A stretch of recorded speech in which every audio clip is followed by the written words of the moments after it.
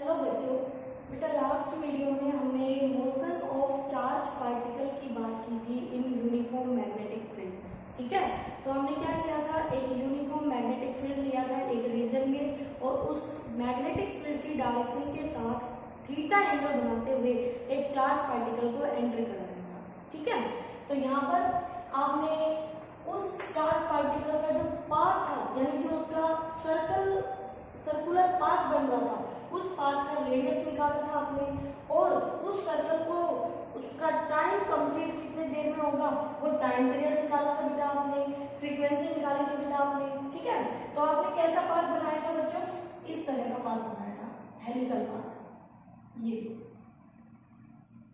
Helical path. Okay, कैसे था ये बेटा जी, ऐसे आपने, ये आपकी मैग्नेटिक फील्ड था, ऐसे एक रीजन में यूनिफॉर्म मैग्नेटिक फील्ड, और यहाँ पर ये थीटा एंगल बनाते हुए v वेलोसिटी से पार्टिकल एंटर हो रहा था। तो आपके पास ये वाला कंपोनेंट बना था v पैरेलल, जो कि v cos थीटा आया था, जिसने फोर्स हमें क्या दिया था, पैरेलल वाले की वजह से 0 दिया था। तो पार्टिकल कैसे चलेगा, सीधा चलेगा इस फोर्स की वजह से, क्योंकि 0 फोर्स है, तो ये वाली वेलोसिटी उसको सीधा लेके जाएगी। और इसका दूसरा कंपोनेंट जो इस कंपोनेंट के परपेंडिकुलर होगा, वो कंपोनेंट आपका v परपेंडिकुलर था, जो v साइन ऑफ थीटा के इक्वल था बेटा जी, और ये वाला कंपोनेंट आपका इस फील्ड के परपेंडिकुलर है, और फोर्स हमारा v और v दोनों के परपेंडिकुलर होता है, तो वो फोर्स इस v के परपेंडिकुलर हुआ, तो वो फोर्स इसको कैसे घुमा रहा था, ऐसे सर्कल में घुमा रहा था। कैसे घुमा रहा था, सर्कल में, लेकिन ये वेलोसिटी उसको कहाँ ले जा रही थी, आगे ले जा रही थी। तो ये नहीं था कि वो सर्कल पे वहीं घूम रहा था, नहीं, वो सर्कुलर पाथ में घूमते हुए आगे जाता था। कहाँ जा रहा था, आगे जाता था।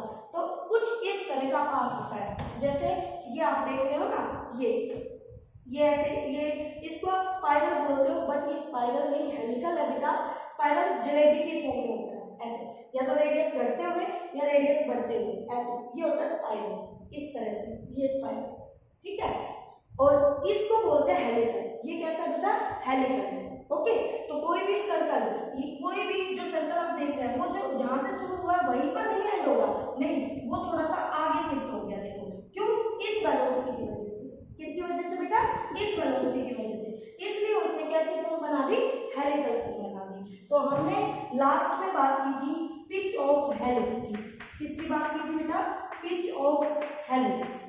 ठीक है, पिच ऑफ हेलिक्स हम किसको कह रहे थे, ऐसे दो सर्कुलर लूप के बीच में जो आपने ये लीनियर डिस्टेंस ट्रेवल किया है, उसको आप पिच ऑफ हेलिक्स कहते हैं, और डी से आप उसको रिप्रेजेंट कर रहे हैं। ठीक है बेटा, तो यहाँ पर आप ये भी कह सकते हैं कि जब एक पार्टिकल अपने सर्कल को कंप्लीट करता है, एक सर्कल को कंप्लीट करता है, तो वो जितना लीनियर डिस्टेंस शिफ्ट होता है आगे, वो उसका पिच ऑफ हेलिक्स है। ठीक है बेटा, तो यहाँ से पिच ऑफ हेलिक्स, क्या हमने v पैरेलल इनटू में एक सर्कल को पूरा करने का टाइम, यानी टाइम पीरियड ये लिया था।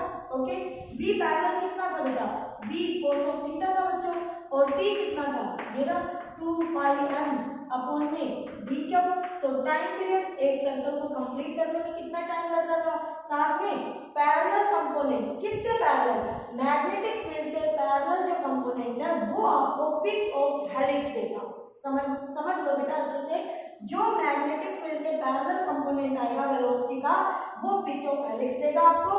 जो परपेंडिकुलर होगा वो उसको सर्कल में घुमाएगा, और जो पैरेलल होगा वो अलोंग द फील्ड लेके जाएगा। ओके बेटा, तो ये पिच ऑफ हेलिक्स का हमारा फॉर्मूला आ जाता है।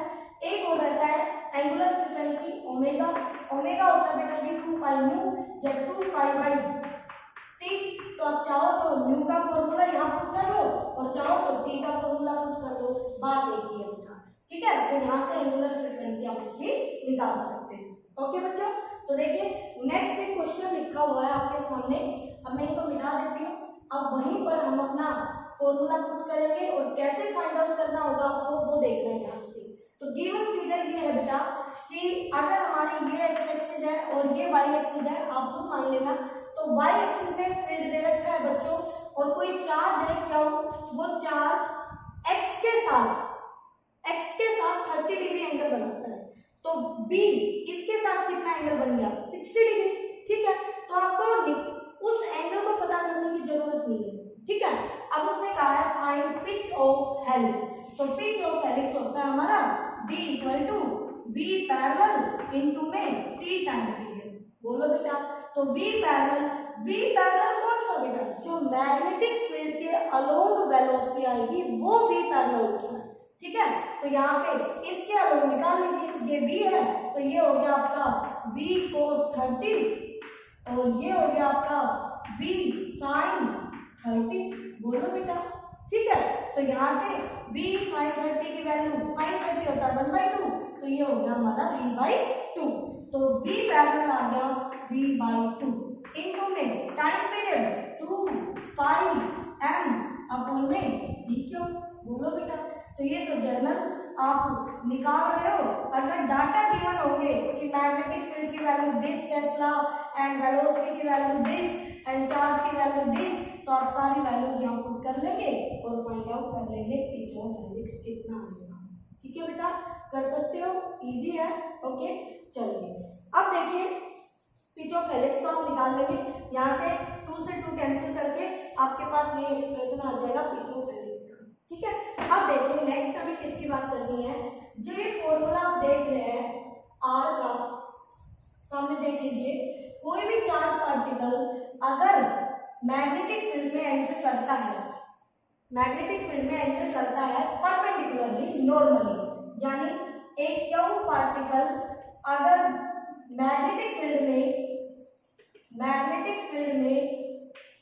Normally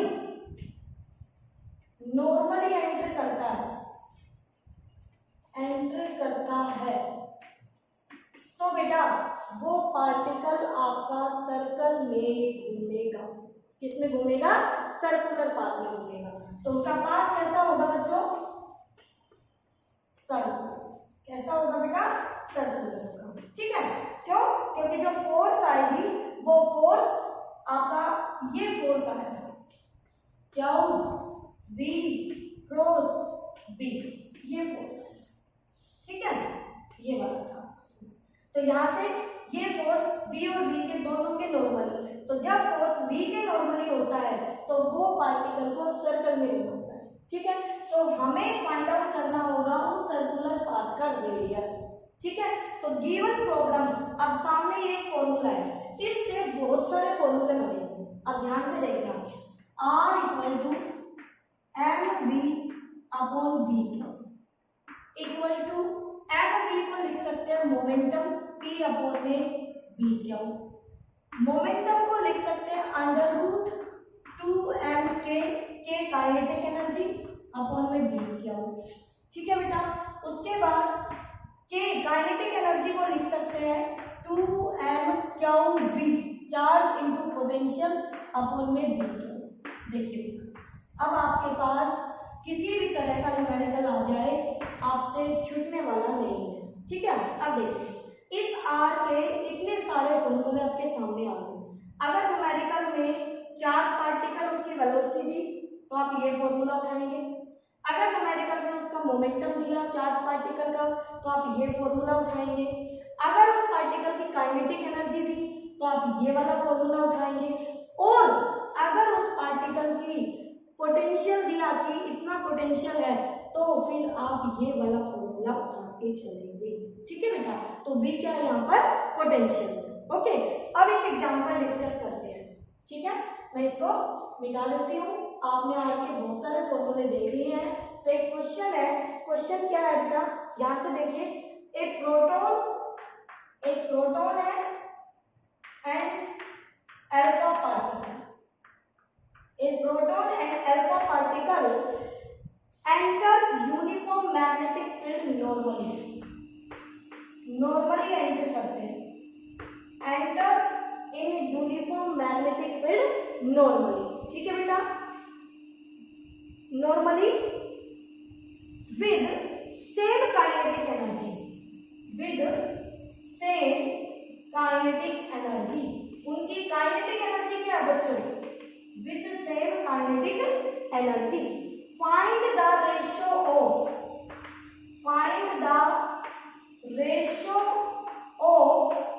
radii of their circular path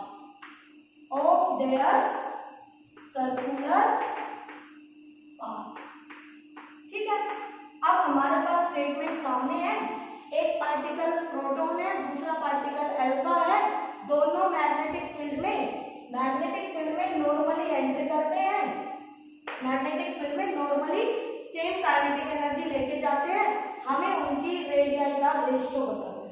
ठीक है, तो कोई मुश्किल नहीं है। आप कौन सा फॉर्मूला उठाएंगे, ये वाला, यहाँ इसका काम नहीं है। v यहाँ वेलोसिटी है, v यहाँ पोटेंशियल है, ये आप ध्यान में रखें। ठीक है, इसको उठाए नहीं भाई, मोमेंटम नहीं है। ये देखिए, ये हमारे काम का है कि काइनेटिक एनर्जी जो सेम है दोनों की, तो आप उठा लेंगे R इक्वल टू √2mk/d3। अब बच्चों, आपको कभी भी ये नहीं करना कि एक बार अल्फा के लिए फिर प्रोटॉन के लिए आप वैल्यू पुट कर देंगे और फिर सोल्व करते रहेंगे, नहीं, आपको क्या करना है, ये फॉर्मूला उठा लेना है। ठीक है, अब जो पैरामीटर्स कांस्टेंट है, जिन पे R इस क्वेश्चन के लिए डिपेंड नहीं कर रहा, जो सेम है दोनों पार्टिकल के लिए, तो वो तो डिफर करेंगे नहीं R को, तो हमें वो पैरामीटर ढूंढने हैं जो इनके अलग अलग है। ठीक है, अब बताइए, प्रोटॉन का मास और अल्फा पार्टिकल का मास दोनों का अलग अलग है, तो मास पर डिपेंड करेगा। Two constant, kinetic energy constant, तो येलो चौक से जो मैं कर रही हूँ वो कांस्टेंट है। बी मैग्नेटिक फील्ड भी कांस्टेंट, बट चार्ज दोनों का अलग अलग है। तो क्या यहाँ से R डायरेक्टली प्रोपोर्शनल हो चुका है √m/m²? बोलो बेटा। अब मैं इजीली यहाँ पर दोनों के लिए अप्लाई कर दूंगी रेशियो लेते हुए सीधा। कैसे, देखो, R for proton, R for alpha, radius proton के लिए, रेडियस अल्फा के लिए, कांस्टेंट और प्रोपोर्शनलिटी दोनों के साथ आएगा, रेशियो में वो कैंसिल हो जाएगा बेटा, हो जाएगा। अब √m R के डायरेक्टली है, यानी प्रोटॉन ऊपर है तो मास प्रोटॉन का ऊपर आएगा और मास अल्फा का नीचे आएगा। बोलो बेटा। अब क्या को रखना है, तो क्या इनवर्सली R के, तो प्रोटॉन का चार्ज नीचे आएगा, चार्ज ऑफ P, और अल्फा का चार्ज ऑफ अल्फा ऊपर आएगा। बोलो बेटा, ये आपको लिखना सिखाया है, बाकी अब तक बहुत बार न्यूमेरिकल कर चुके हैं आप, ऐसी कोई दिक्कत नहीं है, आपको अच्छे से आता है। ठीक है, तो बताओ बेटा, वैल्यू पुट कर सकते हैं आप। मास ऑफ प्रोटॉन अगर m है, √, तो √ पूरे पे लगा लेते हैं, ये अपॉन में, तो अल्फा का प्रोटॉन के मास से 4 गुना मास है, 4m हो गया, इनटू में अगर प्रोटॉन का चार्ज क्यू है तो अल्फा का चार्ज डबल है बेटा प्रोटॉन से, 2q। बोलो बच्चों, चार्ज डबल, मास 4 गुना। ठीक है, तो m से m तो कट गया, q से q यहाँ कट गया, तो बच्चों 1/√4 है, तो √4 आपका 1/2, इनटू में ये 2 से 2 कैंसिल, क्या 1 आया, यानी कि प्रोटॉन का रेडियस अल्फा के रेडियस के साथ 1:1 आता है। क्या आता है बच्चों, 1:1 आता है। ठीक है, इसका मतलब ये हुआ कि दोनों पार्टिकल सेम काइनेटिक एनर्जी से जाएंगे, तो दोनों पार्टिकल जो सर्कल बनाएंगे वो सर्कल सेम रेडियस का होगा दोनों का। ठीक है, क्लियर है सभी को। तो इस तरह से आप ये बेटा, ये जो क्वेश्चन आप अभी कर रहे हैं ना, इस टाइप के क्वेश्चन, ये यूनिट 7 में फिर आएंगे, मैं बता रही हूँ आपको, इनको अच्छे से कर लेना।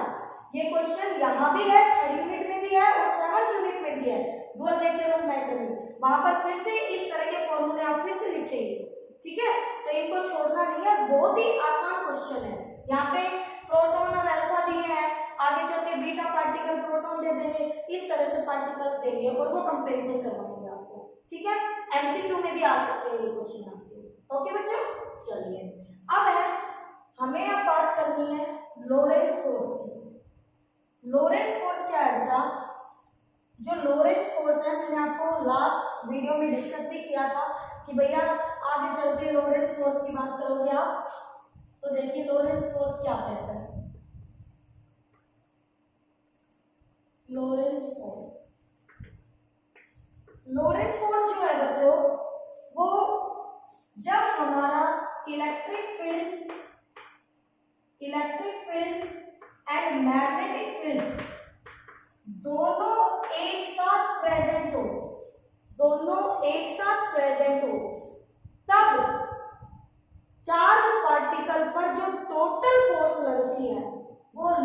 फोर्स कहलाती है। तो Lorentz electric force, Lorentz magnetic force, इन दोनों को अलग अलग कहते हैं, लेकिन इन दोनों को एक साथ किसी स्पेस में दोनों फील्ड एक्ट कर रहे हैं और टोटल जो फोर्स होती है वो लोरेंज फोर्स कही जाती है। लोरेंज फोर्स कैसे लिखते हैं? F इक्वल टू, अब इलेक्ट्रिक फोर्स होता है Q इंटू E, प्लस में मैग्नेटिक फोर्स होता है Q into V cross B, या फिर सिंपली जब आप इसको वेक्टर फॉर्म में नहीं लिखते हैं तो Q V B sine of theta ऐसे लिखते हैं, और जब वेक्टर फॉर्म में लिखें तो F vector equal to Q E, charge scalar है E पर vector, plus Q V cross B, तो ये आ जाता है आपका, this is the Lorentz force, और ये इलेक्ट्रिक फोर्स और ये मैग्नेटिक फोर्स। ठीक है, अब इस पे मैग्नेटिक फोर्स पे दो बातें डिस्कस कर देंगे। F तो आ गया Fv प्लस Fn, इलेक्ट्रिक और मैग्नेटिक फोर्स। अब मैग्नेटिक फोर्स हमारा है F equal to Q V cross B, इसको आप जरूर ध्यान में रखें। और अब सुनिए, अगर हमारे पास electric field and magnetic field also V velocity, ये तीनों कोलिनियर हो। कैसे हो बेटा? कोलिनियर हो, यानी दैट इज इनका जो थीटा है या तो 0 या फिर इनका थीटा 180 हो, तब क्या होगा? तो बेटा जी इस इक्वेशन पे आ जाइए। जब आपके पास इलेक्ट्रिक फील्ड, मैग्नेटिक फील्ड और वेलोसिटी तीनों, यानी तीनों कौन है बेटा? तीनों है E vector, B vector and V vector. जब तीनों कोलिनियर हो तो थीटा या तो 0 बनेगा या 180 बनेगा। जब जब थीटा 0 180 बनता है तो Fm हमारा 0 आता है, मैग्नेटिक फोर्स 0 आता है फॉर दिस, जब भी थीटा 0 और 180 होता है। ठीक है, तो मैग्नेटिक फोर्स तो लगेगा नहीं, तो कौन लगेगा? सिर्फ इलेक्ट्रिक फोर्स लगेगा उस सिचुएशन में। ठीक है, तो आपके पास इलेक्ट्रिक फोर्स लगेगा जब charge particle parallel to electric और मैग्नेटिक फील्ड जा रहा हो, तो मैग्नेटिक फील्ड उसको डिस्टर्ब नहीं करेगा, सिर्फ इलेक्ट्रिक फील्ड लगेगा।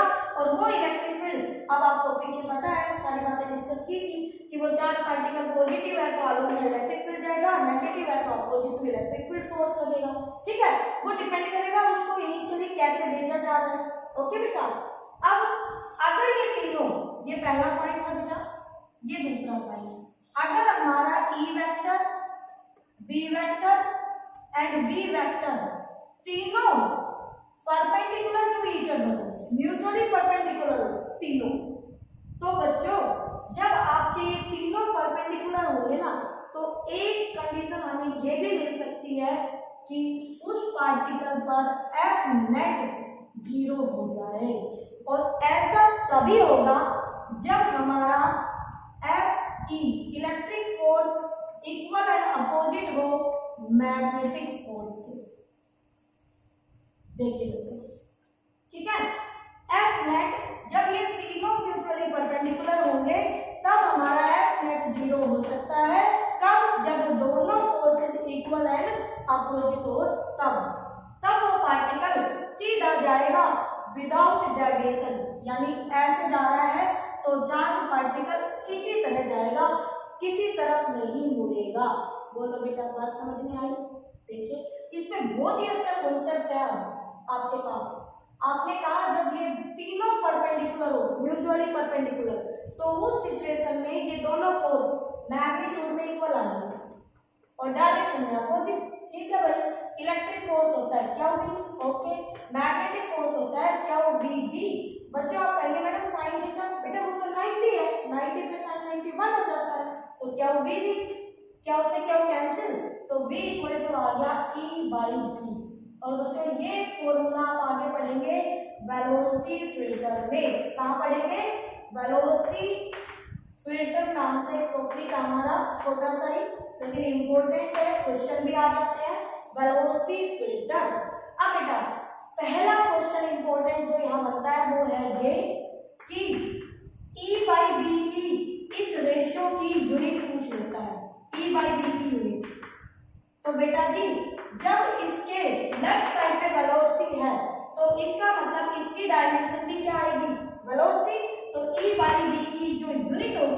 डायमेंशन होगी वो मीटर पर सेकंड से L1T-1 आप निकाल सकते हैं बच्चों। आप इसको वेरीफाई भी कर सकते हैं, दोनों फील्ड की यहाँ वैल्यू पुट करके देखना, यही आएगा आपके पास। ठीक है, ओके। दूसरी बात, यहाँ से ये जो E/B ये जो रेशियो आया है ये तब आया है जब ये दोनों इक्वल है। इसका मतलब एक पार्टिकल ये था केवल, इस पर ये अगर ऐसे लग रहा है तो हमें Fn इस तरफ मिलता है मैग्नेटिक फील्ड, और दोनों इक्वल एंड अपोजिट होने की वजह से नेट फोर्स 0 हो गया, और ये ऐसे जा रहा था v वेलोसिटी से, तो इसका पाथ ऐसे ही रहेगा। अब आपके लिए मैं एक छोटा सा क्वेश्चन दे रही हूँ, सोचना। मान लीजिए फॉर एग्जांपल v जो है E/B थोड़ी देर के लिए मान लीजिए 2 मीटर पर सेकेंड आ रहा है, यानी अगर कोई पार्टिकल 2 मीटर पर सेकेंड की स्पीड से आता है तो वो पार्टिकल अनडेविएट होता हुआ सीधा चला जाएगा, किसी तरफ नहीं मुड़ेगा, ना इसकी तरफ ना इसकी तरफ मुड़ेगा, तो उसकी तरफ ना जिसका जोर ज्यादा होगा, लेकिन दोनों सेम इक्वल फोर्स लगा रहे हैं, इक्वल जोर से खींच रहे हैं दोनों इस पार्टिकल को, बीच वाले को, तो दोनों की वजह से कैंसिल हो गया। अब अगर ये वेलोसिटी ग्रेटर देन 2 या लेस देन 2 हो तो पार्टिकल किसकी तरफ मुड़ेगा, ऐसे मुड़ेगा कि ऐसे मुड़ेगा, ये आपको सोचना है। ठीक है, तो बेटा यहाँ तक आपको बहुत ही अच्छे से करना है अपना काम, इससे आगे फिर नेक्स्ट वीक।